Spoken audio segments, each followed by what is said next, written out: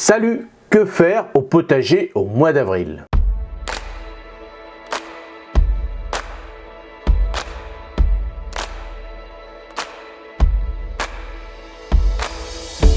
Alors comme je vous l'avais dit au mois de mars, tout ce qu'on a pu faire au mois de mars ou pas faire, on peut le faire au mois d'avril de cette année.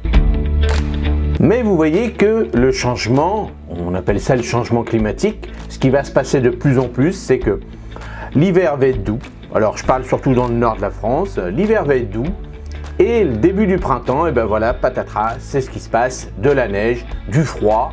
Alors on a eu très chaud, rappelez-vous, très chaud pendant à peu près 10-15 jours en fonction des régions. Et là, patatras, il neige partout. Donc regardez, moi, mes échalotes, comment ils sont. Alors normalement, il n'y a pas de souci, l'échalote, une fois qu'elle est sortie, elle est quand même résistante.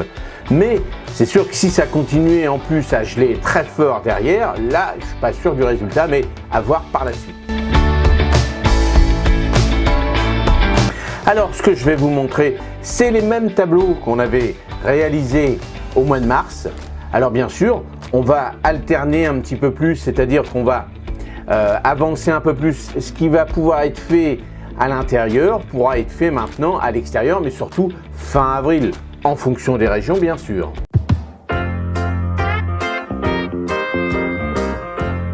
Alors c'est vrai, normalement je devrais être dehors dans le jardin, et puis comme je vous ai dit tout à l'heure, avec la neige, je reste encore au studio parce que là en ce moment il neige encore à l'extérieur. Donc c'est vrai que j'aurais pu vous montrer pas mal de choses qu'on pourrait faire sous le tunnel et autres, mais pour l'instant j'ai mis des voiles partout. Regardez comment sont installés mes voiles, aussi bien sur mes radis par exemple, les radis que j'avais semés. Alors là ils ont quand même plus de 18 jours parce qu'il a fait chaud, maintenant il fait très froid. Donc ils sont un petit peu ralentis. Je pense que je vais les manger dans une petite semaine en fonction du temps bien sûr. Et regardez aussi le tunnel où je crée mes aromatiques. Regardez comment je fais. Donc le tunnel, donc dessus il y a de la neige, vous voyez bien. Et dessus je rajoute un voile d'hivernage pour quand même garder la chaleur. Parce que de 15 à peu près, voire même plus dans la journée, voire 20-25 dans la journée.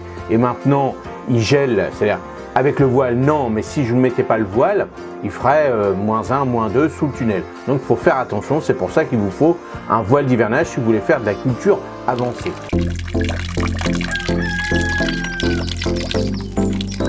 Alors on va reprendre le même tableau, ça va être la même chose qu'on a fait au mois de mars, que je vous avais dit le mois dernier.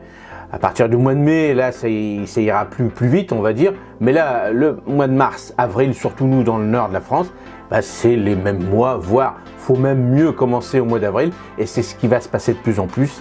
On verra par la suite ce que ça va donner. Mais donc là, les travaux et entretien du potager, donc préparer le sol, c'est la même chose que je vous avais expliqué.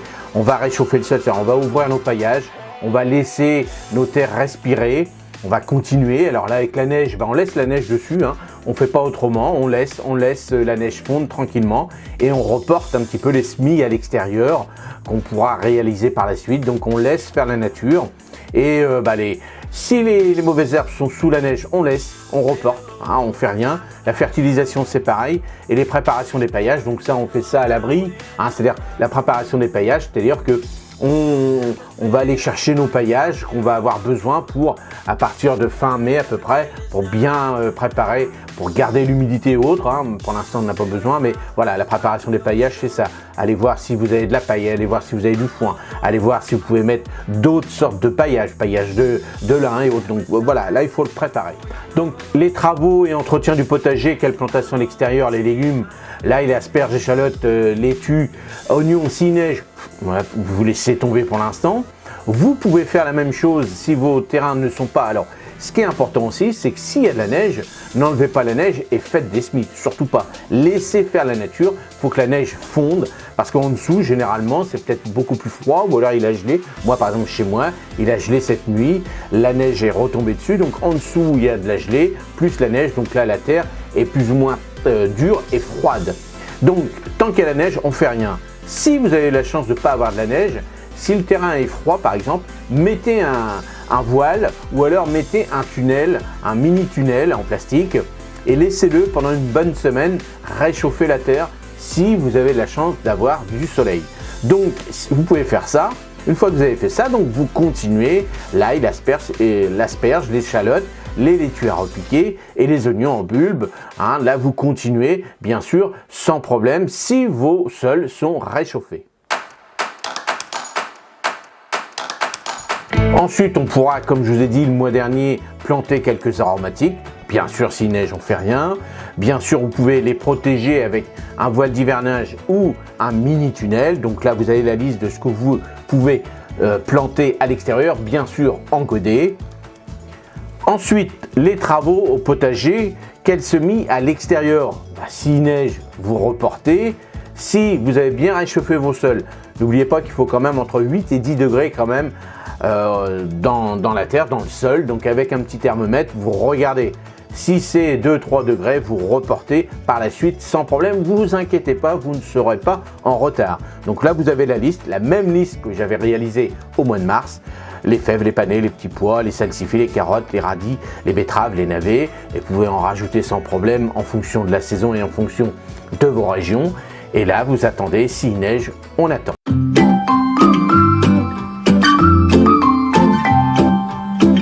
Les travaux et entretien du potager, quels semis à l'extérieur, les aromatiques, pareil, le persil, le cerfeuil, l'aneth, la coriandre, l'oseille. S'il neige, on reporte. Sinon, si vous avez un doute, vos sols sont quand même à 8-10 degrés, vous mettez un voile d'hivernage ou alors le mieux, un mini tunnel. Ça, c'est pas mal. Et aussi, si vraiment vous sentez que vous avez mis votre mini tunnel et pareil pour les semis que vous avez fait en légumes, si vous sentez que hop, il va y avoir du froid, rajoutez comme moi j'ai fait dans mes grands tunnels, un voile d'hivernage par-dessus vos semis et dessus un mini tunnel, un plastique qui pourra surtout le plus important, casser ce vent froid qui fragilise en ce moment nos semis ou notre jardin. Travaux et entretien du potager, donc quels semis sous abri? Les légumes, alors carottes, navets, épinards, betteraves, donc sous abri, là vous regardez aussi parce que c'est pas parce que c'est sous abri, sous un mini tunnel, sauf si vous avez la chance d'avoir une serre chauffée, mais pour moi, pour ma part, chauffer des carottes, chauffer des navets, chauffer des épinards et des betteraves, pour moi ça ne vaut pas le coup, hein. Faut mieux reporter par la suite s'il fait froid chez vous. Mais si vous êtes dans une région où c'est clément, bien sûr, prévoyez toujours un petit voile d'hivernage que je vous ai montré tout à l'heure avec les radis. Vous voyez, ils sont sortis, je les protège quand même au cas où parce que le tunnel, le grand tunnel, c'est un tunnel froid et il peut geler quand même à l'intérieur.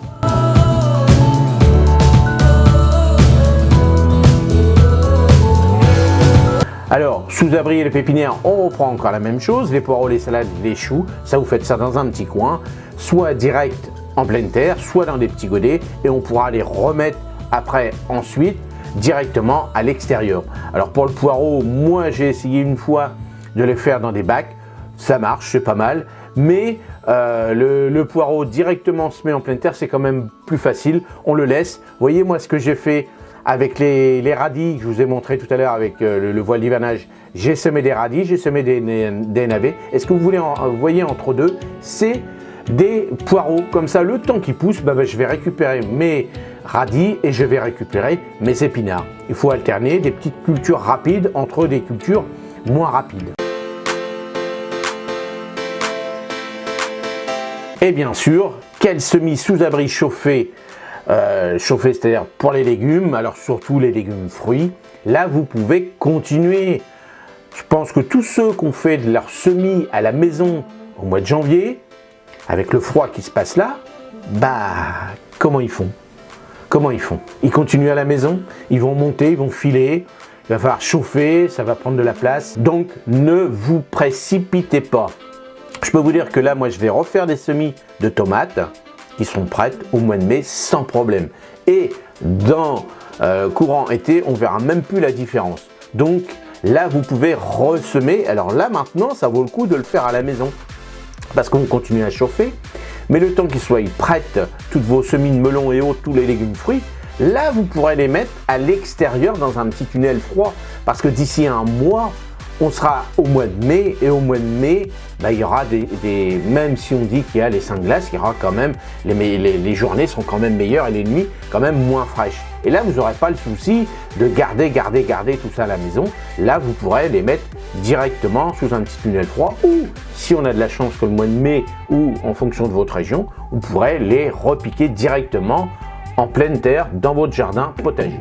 Alors vous voyez que tous les travaux qu'on a réalisés là, qu'on va réaliser au mois d'avril sont les mêmes au mois de mars, surtout nous au nord de la France, parce qu'on est quand même décalé de un mois et demi par rapport au sud. Et même au sud là, ils annoncent des températures, surtout de la neige, donc faites attention, même si vous êtes dans les terres, au sud, faites attention, ne soyez pas pressés. Alors j'espère que cette vidéo vous a plu, et moi je vous dis à la semaine prochaine, et à mardi prochain. Passez une bonne semaine.